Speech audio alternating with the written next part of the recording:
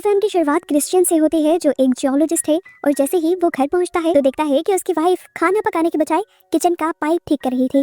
उसके इस घर में आए दिन कोई ना कोई प्रॉब्लम आते रहते थे, इसलिए क्रिश्चियन सबको खुशखबरी देता है कि वो लोग अपने नए घर में जा रहे हैं क्योंकि उसकी पोस्टिंग दूसरे शहर हो गई थी। सभी लोग ये खबर सुनकर खुश होते हैं और कुछ देर बाद क्रिश्चियन दोबारा अपने ऑफिस आ जाता है। यहाँ से उसे अपना कुछ सामान पैक करना था और आज क्योंकि उसका आखिरी दिन था तो उसे अपने कोवर्कर्स के साथ लंच भी करना था। सभी काम खत्म करने के बाद वो यहाँ से जाने ही वाला था कि एकदम से उसने एक अलार्म सुना। जल्दी से उसने मॉनिटर्स पर जाकर चेक किया तो पता चला कि जमीन का ग्राउंड वाटर अचानक से नीचे चला गया है, लेकिन उसके अलावा यहाँ पर कोई और हरकत नहीं हुई। बिला वजह ग्राउंड वाटर का नीचे जाना सेंस नहीं बना रहा था। वो परेशान हो गया। तब उसके बॉस ने उसे कहा, परेशान होने वाली कोई बात नहीं है, देखो सभी पहाड़ अभी बिल्कुल ठीक हैं, यहाँ से किसी किस्म की सेंसेशंस नहीं आ रही, इसीलिए सब कंट्रोल में है। क्रिश्चियन उसकी बात मानकर चला तो जाता है, लेकिन यहाँ से घर और घर से फेरी तक के रास्ते में वो यही सोच कर परेशान हो रहा था कि ग्राउंड वाटर इतना नीचे कैसे जा सकता है। ये लोग जब फेरी में चढ़ने के लिए इंतजार कर रहे थे, एकदम से क्रिश्चियन की नजर एक पहाड़ पर गई और अचानक उसे कुछ याद आया। वो यहाँ से वापस जियोलॉजी सेंटर की तरफ भागा और उसने अपने पुराने कोवर्कर से बात की और उसे बताया कि मसला सेंसर्स में नहीं बल्कि उन तक जाने वाली केबल्स में होगा। क्रिश्चियन ने उन्हें समझाया कि ग्राउंड वाटर अचानक से गायब नहीं हो सकता, वो हवा थोड़ी है जो उड़ जाए। ग्राउंड वाटर नए रास्ते बनाकर नई लेयर्स बनाएगा जिससे फ्रिक्शन पैदा होगी। अगर उनका कांटेक्ट टूट गया है और वो कुछ डिटेक्ट नहीं कर पा रहे तो इसका साफ मतलब है कि फ्रिक्शन ने केबल्स को तोड़ दिया है। अब क्रिश्चियन और उसके कोवर्कर जब केबल चेक करने के लिए जाते हैं तो पता चलता है कि वो वाकई टूट चुकी थी। दोनों वापस सेंटर में आए और क्रिश्चियन इस बात से बहुत गुस्से में था कि ये लोग हालात को सही से एनालाइज नहीं कर पा रहे। ऐसी सिचुएशन में ये सिर्फ येलो वार्निंग ही दे सकते हैं, यानी सबको हल्के खतरे वाली ही वार्निंग दे सकते हैं। इससे शहर में घबराहट तो नहीं फैलेगी, पर क्रिश्चियन को लग रहा है कि खतरा बहुत बड़ा है। खैर इस टाइम वो अपने बच्चों के पास चला जाता है और ये देखकर घबरा जाता है कि बच्चे फेरी के पास नहीं थे, बच्चे असल में आ गए थे अपनी मॉम के पास होटल में। क्रिश्चियन का बेटा उसे कहता है कि मैं कल को अपनी मॉम के साथ ही आ जाऊंगा, इसलिए क्रिश्चियन अब अपनी बेटी को लेकर यहाँ से जाने लगता है। दूसरी तरफ जियोलॉजी सेंटर में जॉर्ज ने देखा कि सेंसर्स अजीब डेटा दिखा रहे थे और पत्थरों में कॉन्ट्रैक्शन हो रही थी। जॉर्ज ने फौरन अपने बॉस को खबर की, वो भी हालात को देखकर घबरा गए और सेंसर्स को चेक करने के लिए खुद अपने साथी के साथ उन्होंने पहाड़ के अंदर जाने का फैसला किया। इधर परेशानी में क्रिश्चियन ने भी दोबारा जियोलॉजी सेंटर में कॉल की ये जानने के लिए कि वहाँ क्या हो रहा है। जॉर्ज ने उसे भी सारे हालात बताए और वो भी घबरा गया और फिर जल्दी से वापस गया। उसने पुरानी कुछ फाइल्स निकाली। उसे याद पड़ रहा था कि ऐसा कुछ काफी पहले भी हो चुका है और उसने इसके बारे में रिसर्च की थी। इन रिकॉर्ड्स के जरिए उसे पता चलता है कि असल में पहाड़ फैल नहीं रहे थे बल्कि वो आपस में खिंच रहे थे, एक दूसरे के करीब आ रहे थे और ये साइन था सुनामी आने का। सुनामी आने से पहले समुद्र के आसपास के पहाड़ और जमीन ऐसे ही खिंचने लगती हैं। उसने दोबारा सेंटर में फोन किया। वो चाहता था कि बॉस को वो इस सारे डाटा के बारे में बताए, लेकिन बॉस तो इस टाइम थे पहाड़ के अंदर और जैसे ही बॉस और उसका साथी पहाड़ से बाहर निकलने का फैसला करते हैं, अचानक यहाँ पे तेज झटका आता है ज़लज़ले का। पहाड़ हिल जाते हैं, इन दोनों को ही बुरी चोटें आती हैं और बॉस के तो साथी का पाँव भी इन्हीं पहाड़ों के पत्थरों में फंस जाता है। इस खतरनाक टाइम में इन दोनों का कांटेक्ट जियोलॉजी सेंटर से भी खत्म हो गया था। उन्हें ये भी पता चला कि कई जगहों पर पानी का लेवल नीचे गिरना शुरू हो गया है, यानी वो भी समझ गए कि सुनामी आने वाला है। यहाँ क्रिश्चियन ने अपने कोवर्कर को कॉल करके कहा कि जियोलॉजी सेंटर से फौरन अलार्म बजा दो, रेड अलर्ट दे दो और सभी लोगों को शहर से बाहर निकाल दो। मार्गरेट ने भी सुनामी के अलार्म बजा दिए। सभी लोग तेजी से अब शहर से निकलने लगे थे। शहर में अफरा तफरी मच गई थी। यहाँ से कुछ ही देर में जब ये लोग अपने कलीग्स को बचाने के लिए पहाड़ के पास जाते हैं तो ज़लज़ले के कुछ और झटके लगते हैं। पत्थर टूटकर उनमें से एक पत्थर बॉस के सर पर लग जाता है और उसकी वहीं पर मौत हो जाती है। यहाँ क्रिश्चियन अपनी बेटी को लेके सड़क पर खड़ा था। ट्रैफिक जाम हो चुका था और वो तेजी से लोगों को गाड़ियों से निकलकर ऊपर की जगहों पर भागने को कह रहा था। इसी दौरान वो देखता है कि उसकी नेबर दो कार्स के दरमियान में स्टक हो गई है। वो अपनी बेटी से कहता है कि तुम नेबर्स के साथ आगे जाओ, मैं उसे बचा कर आता हूँ। दूसरी तरफ हमें होटल का सीन दिखाया जाता है जहाँ पर क्रिश्चियन की वाइफ एडन काम किया करती थी। वो दरवाजा नॉक कर करके सभी गेस्ट को अलर्ट कर देती है और तभी वो नोटिस करती है कि उसका बेटा कहीं पर भी नहीं था। दूसरी तरफ क्रिश्चियन ने भी अपनी नेबर को बचा लिया था। वो उसे सहारा देते हुए ऊपर की तरफ ले जाने की कोशिश में ही था, पर वो देखता है कि सुनामी उनके बहुत करीब आ चुका है। इस टाइम में वो ज्यादा कुछ नहीं कर सकता था, इसीलिए वो अपनी नेबर को लेकर एक कार के अंदर बैठ जाता है और उसी टाइम सुनामी का पानी उनकी कार को भी हिट कर देता है और ये दोनों बेहोश हो जाते हैं। होटल में अब एडन को उसका बेटा मिल गया था। वो उसे और अपनी गेस्ट को लेकर तेजी से बाहर जाती है, पर दिखती है कि इमरजेंसी बस उन्हें छोड़कर ही जा चुकी है। सुनामी भी बिल्कुल उनकी आंखों के सामने आ गया था। वो लोग जल्दी से होटल के अंदर की तरफ भागते हैं और होटल के इमरजेंसी बंकर के अंदर चले जाते हैं, पर वो गेस्ट अंदर आ नहीं पाती और इतने में ही पानी होटल के सारे शीशे तोड़ते हुए अंदर आ जाता है। एडन इस बंकर को बंद कर देती है, जबकि वो गेस्ट अब इस पानी में ही बह चुकी थी। एडन ने अपने बेटे के साथ मिलकर इस बंकर के सारे ही खिड़कियां दरवाजे अच्छी तरह सील कर दिए और ऐसा करते ही एकदम से लाइट चली गई।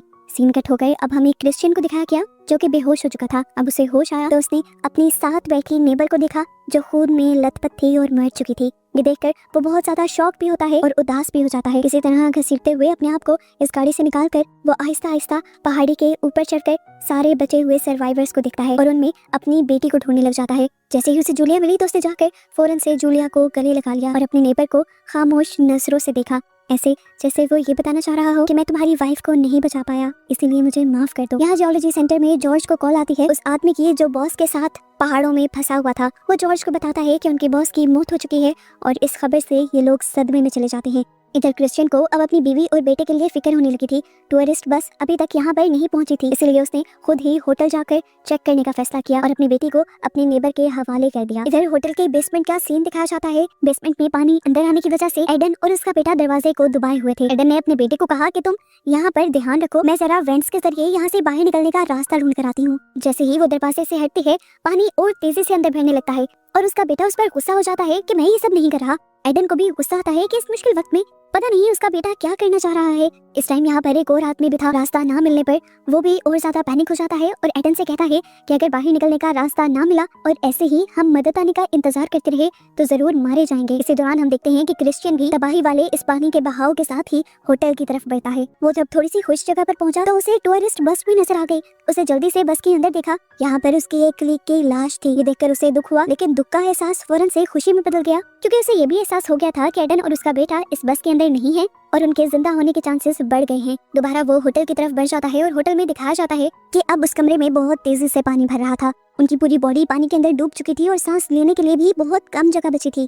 इस टाइम पर वो दूसरा इंसान भी बहुत ज्यादा पैनिक हो रहा था। ऊपर तक रहने के लिए और सांस लेने के लिए जब उसे कोई सहारा नहीं दिखता तो वो एडन के बेटे को नीचे धकेल देता है और उसके सहारे ऊपर रहने लगता है। एडन जब अपने बेटे को मुश्किल में दिखती है तो वो दूसरे आदमी को पानी के अंदर खींचकर उसे डुबाकर मार देती है और इस तरह अपने बेटे की जान बचा लेती है। अब तक हमें दिखाया गया कि क्रिश्चियन भी होटल पहुंच चुका था। पूरा होटल छानने के बाद भी उसे अपना बेटा और अपनी वाइफ कहीं नहीं दिखे थे। बेसमेंट उसने इसलिए नहीं चेक की कि वहाँ पर बहुत ज्यादा पानी भर चुका था, उसे नहीं लगा कि यहाँ पर कोई होगा। इस दौरान जब वो होटल से बाहर जाने वाला था तो उसे यहाँ पर अपने बेटे का बैग दिख गया। क्रिश्चियन को लगा कि अब वो दोनों मर गए होंगे। ये सोचते ही उसे इतना गुस्सा आया कि उसने खिड़की पर पाँव मारना शुरू कर दिए। उसकी इस शोर की आवाज को एडन और उसके बेटे ने सुन लिया। ये लोग समझ गए थे कि ऊपर कोई है। एडन को यकीन था कि ये क्रिश्चियन ही होगा जो उन्हें बचाने आया होगा। उसका ध्यान अपनी तरफ अट्रैक्ट करने के लिए वो नीचे जाकर एक रेंच ले आती है और उसे जोर जोर से वेंट के पाइप पर मारती है। क्रिश्चियन ने भी इन आवाजों को नोट कर लिया और ये समझने के लिए कि ये आवाजें कहाँ से आ रही हैं उसने दोबारा खिड़की पर मारा। वो असल में दूसरे लोगों को सिग्नल देना चाह रहा था कि वो यहाँ पर आ चुका है। एडन और उसका बेटा भी खुश हो गए थे, लेकिन उनकी खुशी कुछ ही पल की थी क्योंकि अब वेंट्स में भी पानी आना शुरू हो गया था। क्रिश्चियन उन लोगों को बचाने के लिए बेसमेंट के अंदर चला गया, पानी के अंदर तैरता हुआ ही। जबकि यहाँ पर एडन ने अपने बेटे से कहा, तुम परेशान मत होना, मैं बाहर का दरवाजा खोलने की कोशिश करती हूँ। ये कहते ही वो पानी के अंदर चली गई और बेसमेंट का दरवाजा खोलने लगी। वो नहीं जानती थी कि क्रिश्चियन भी इसी दरवाजे को खोलने की कोशिश कर रहा है। आखिर दोनों की एफर्ट्स मिलकर ये दरवाजा फाइनली खुल जाता है। दरवाजे के खुलते ही ये दोनों एक दूसरे को देखकर बहुत ही ज्यादा खुश हो जाते हैं। फिलहाल क्रिश्चियन एडन से कहता है कि तुम सीढ़ियों की तरफ से तैरते हुए ऊपर जाओ, मैं अपने बेटे को बचा कर लाता हूँ। क्रिश्चियन का बेटा भी अपने डैड को देखकर इस तरह से खुश हुआ था जैसे उसे सब मिल गया था। अब क्रिश्चियन उसे कहता है, चलो आओ बाहर चलते हैं।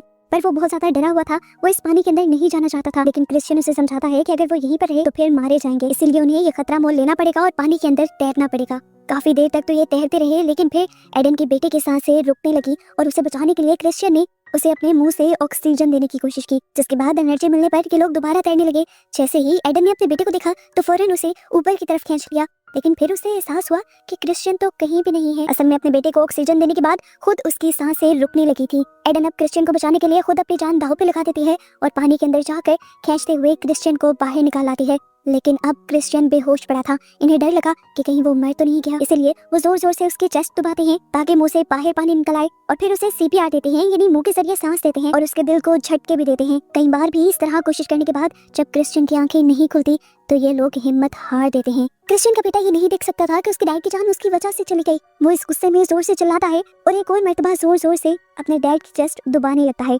दोबारा मुंह से सांस देता है, यानी दोबारा सीपीआर देता है और इस मर्तबा आखिर क्रिश्चियन की आंखें खुल जाती हैं। ये इस टाइम इन लोगों के लिए बहुत ही इमोशनल मोमेंट था। तीनों एक दूसरे को देखकर एक दूसरे को गले लगा लेते हैं, जिसके बाद ये लोग यहाँ से चले जाते हैं ऊपर की पहाड़ी की तरफ जहाँ सभी सर्वाइवर्स थे। जूलिया पहाड़ी पर बैठी इन लोगों का इंतजार कर रही थी और बहुत ही ज्यादा परेशान भी थी। अब जब उसने हेलीकॉप्टर की आवाज सुनी तो और भी ज्यादा उदास हो गई, क्योंकि उसे लग रहा था कि उसकी फैमिली नहीं आएगी और बस उसे ही रेस्क्यू किया जाएगा। वो अभी हेलीकॉप्टर में जाने को तैयार भी नहीं थी। बेचैनी उसकी बढ़ती रही और तभी उसने दूर से आते ही अपने मॉम, डैड और भाई को देख लिया। ये देखते ही उसकी जान में जान आ गई थी। वो भागते हुए अपने डैड की तरफ गई और क्रिश्चियन ने भी उसे गोद में उठा लिया। ये पूरी फैमिली बहुत ज्यादा खुश थे क्योंकि इतनी बड़ी आफत के बावजूद भी वो एक दूसरे को दोबारा मिल गए थे। ये ऐसा ही था कि जैसे उन्हें एक नई जिंदगी मिली हो एक दूसरे के साथ। इन लोगों को भी अब रेस्क्यू कर लिया जाता है और ऐसे ही ये मूवी यहाँ खत्म हो जाती है।